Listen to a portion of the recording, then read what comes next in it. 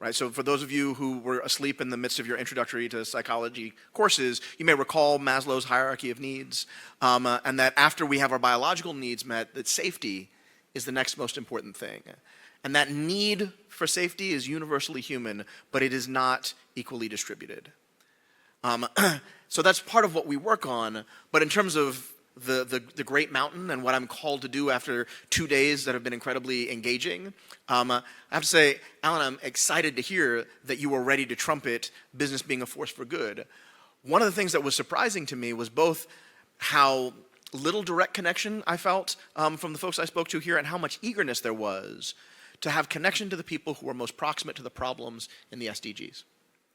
Right? If extreme poverty and inequality, if those are issues that are being driven in part by climate change and in part by the other factors that we all know are out there, it's important not just to have a C-suite explanation for how those things get fixed.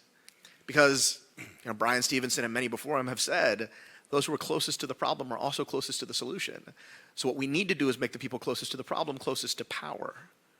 And in this room, that becomes possible in a way that in the communities that I work in, with the blue-collar folks who are also not college-educated, trying to do the best they can in law enforcement in the United States, Canada, South Korea, South Africa, right, Latin America, all over the place, in Brazil, with the first international place we worked, they don't understand that what's happening here can be a force for good in their lives. It's a necessary evil. But the idea that there are partnerships available when there are ears that can open up from the ground to the great heights that we're at right now, I think that would be even more inspiring for them than it would be for the people in this room.